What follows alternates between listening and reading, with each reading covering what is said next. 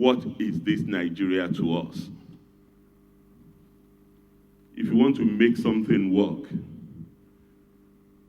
if we want development, as we all cherish, we must understand what we want to develop. You cannot develop what you don't have. And I think the very first questions we must ask ourselves is, what does Nigeria mean to us? There is no consensus, even 63 years after independence, on what Nigeria means to us. At least there's no minimum, irreducible consensus that we all agree on, that this is what Nigeria means to us. We have different variants of what we would like it to mean to us. And we have stigmatized difference and weaponized diversity. And we all pick it out and use it for whatever purpose we would like to deploy that in the quest for our own notion of what Nigeria means to us. But even as we do not know or have a consensus on what Nigeria means to us, we also cannot conclude that Nigeria is meaningless to us. Because it is not. However, we all want to remake Nigeria, which is the how. For some, remaking Nigeria also includes unmaking Nigeria. They feel Nigeria should not exist, at least not exist in its current form. It must exist in one variant or the other. But if you want to unmake something, that means you believe that it is collapsing or it has collapsed. And if you say that Nigeria has collapsed, then you see Nigeria as the problem of the architects and the builders, not the problem of the estate managers. For many of us who see Nigeria as a leadership problem, those are the estate managers, not the builders. In fact, the builders are no longer here with us. Our founding fathers are gone. The colonial masters who bequeathed Nigeria, what they call Nigeria, have also gone. But it's a distortion, in my humble opinion, to even say Nigeria is the product of either our founding fathers or the product of the colonial masters. Because what is currently Nigeria, it was not Lord Lugard that introduced the Yorubas to the Nupes. It was certainly not Lord Lugard that introduced the Bibios to the Efik. They've intermarried, they've been connected for years before what happened in 1914, which some regard as the mistake. The mistake of 1914. I don't agree with you, sir, if you are one of those who believe that what happened in 1914 was a mistake, because Lord Lugard did not create this country.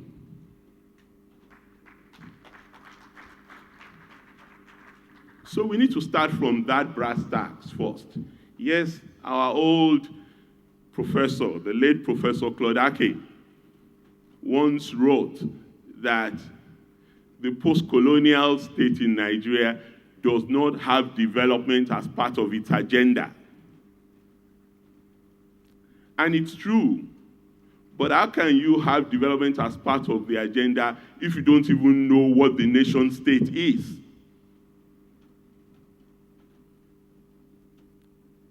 development is a product of a settled nation state, but every nation in the world is also an imagined community. There is no nation that was built lock, stock, and barrel and delivered as a perfect union. That is why the Americans will say that they are in search of a more perfect union, even now that we still see them as one of the more mature democracies or productive nations. What January 6, 2020 brought into clear relief to all of us who may imagine that is that even America is not settled.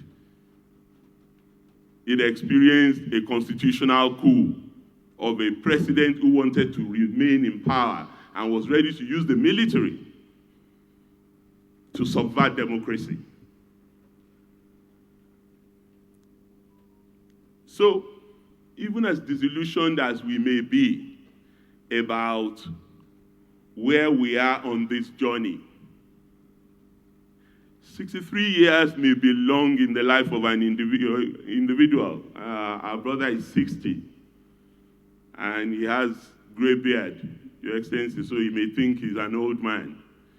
The bones are creaking. But 63 years is very tiny in the journey of a nation.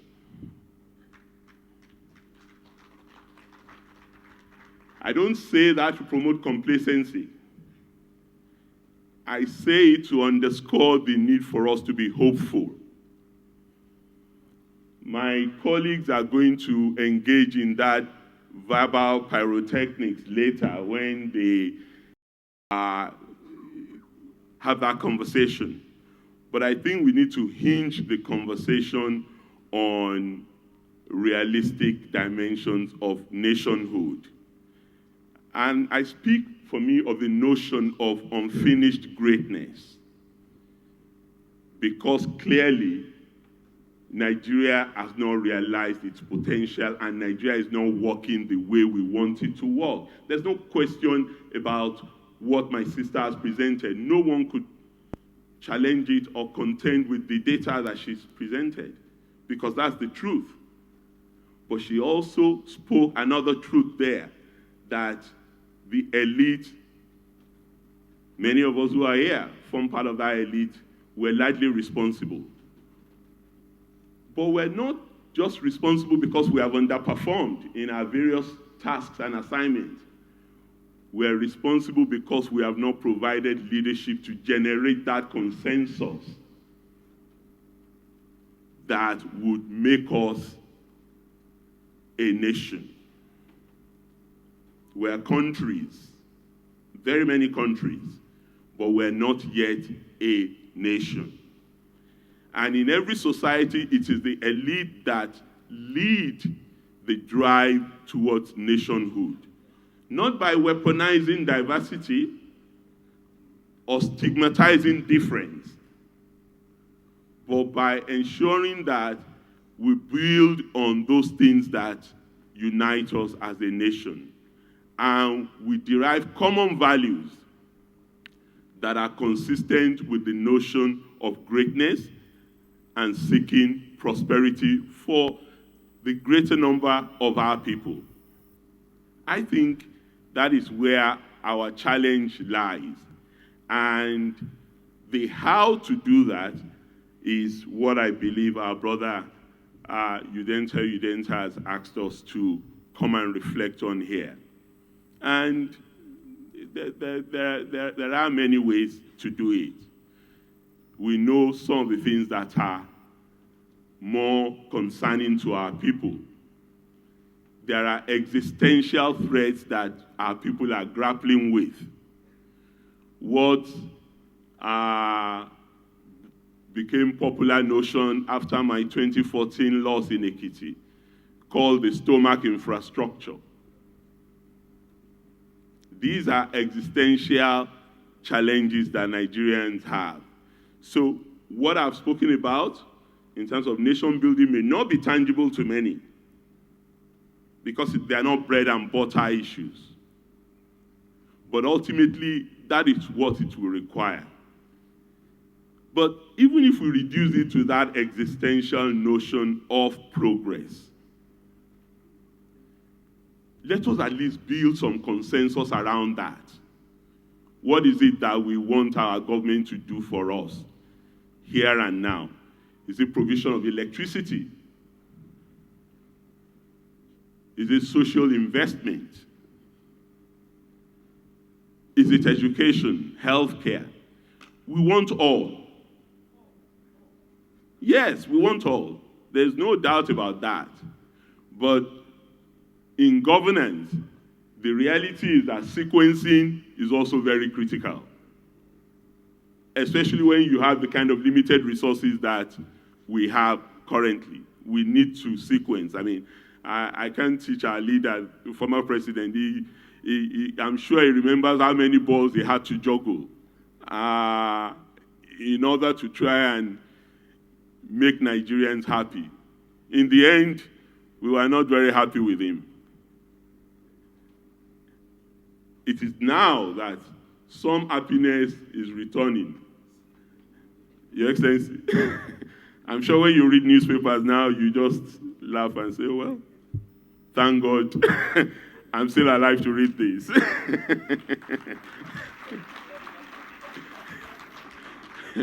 Because I was reading our finance minister a couple of days ago, Wale Edun, say that the last time we experienced growth, economic growth, concretely speaking, in Nigeria was during your administration. I'm not standing here as an APC chieftain, sir. I am, somebody said Harvard. Let me correct that so that I'm not guilty of impersonation. I'm visiting professor at King's College, University of London, not Harvard. But the important point to make is that we can be hopeful if we understand the various dimensions of the challenges that we face. All of the issues that have been highlighted can be addressed if we know who we are. We are conflicted. And there's no reason to be conflicted if you ask me. You can be a good Christian and be a good citizen. You can be Angas, a good Angas, and be a good Nigerian. Or a good Yoruba and a good Nigerian. I don't see a contradiction there. It is when we weaponize ethnicity and problematize diversity that those things become problematic. And every country is always in the throes of such conflicts. However, if we are clear about what this nation, what this country means to us, then we can address that.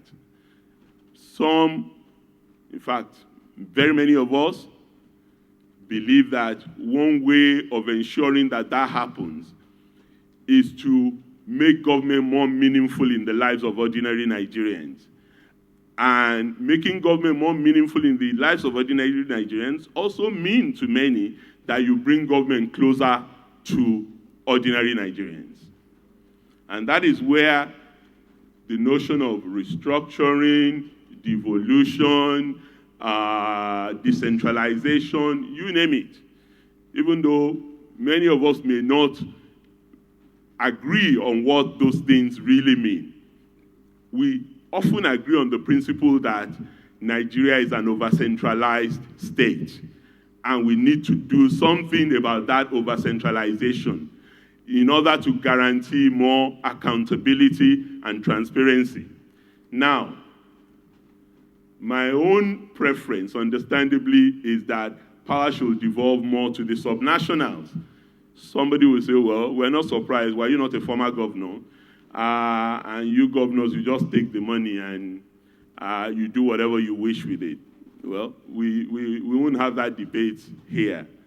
But the important point is really accountability and transparency. And for many of our people, the man in Patani don't really know what is happening in Abuja.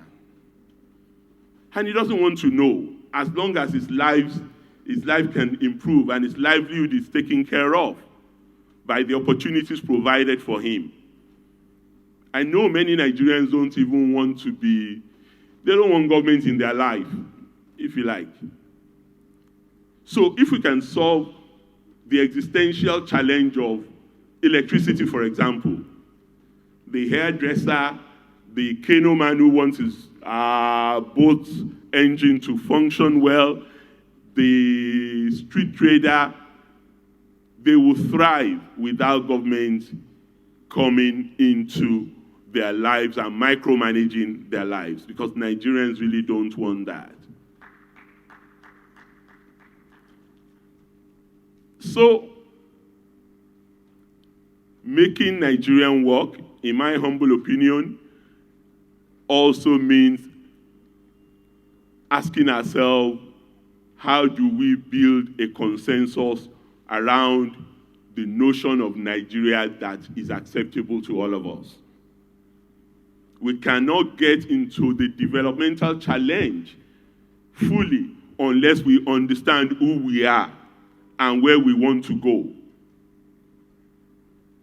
And that is why it's a complementary issue. Yes, we must answer the developmental challenge. We must put the feet of those we have elected into office to fire.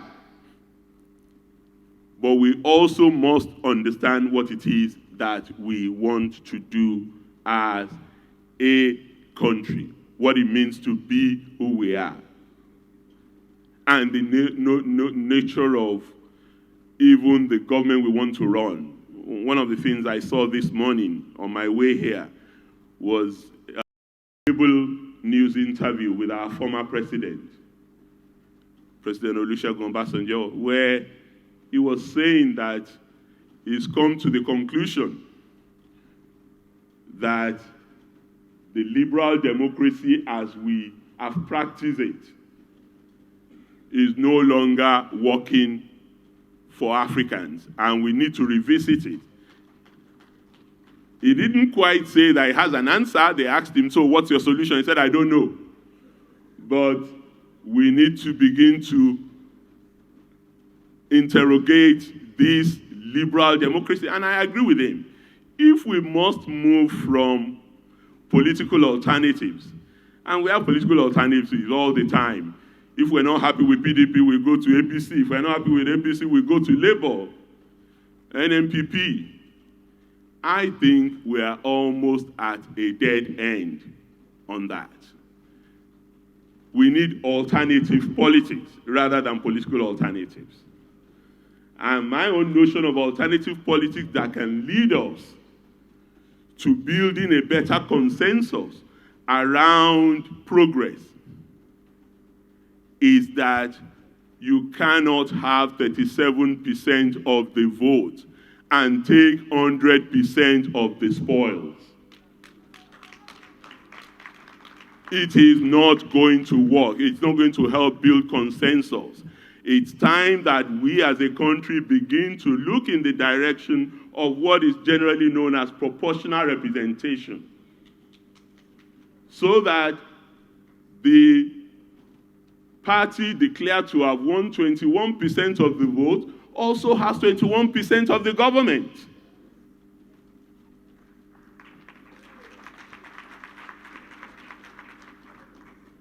That way, we will all see ourselves as critical stakeholders, because we know what adversarial politics breeds. Adversarial politics always breeds division and enmity. Even when what President Jonathan is doing, which 10 or so years after, all the political parties in this country agreed with. They even put it in their manifesto. Subsidy must be removed. Subsidy must be removed. Subsidy must be removed. We in ACN at the time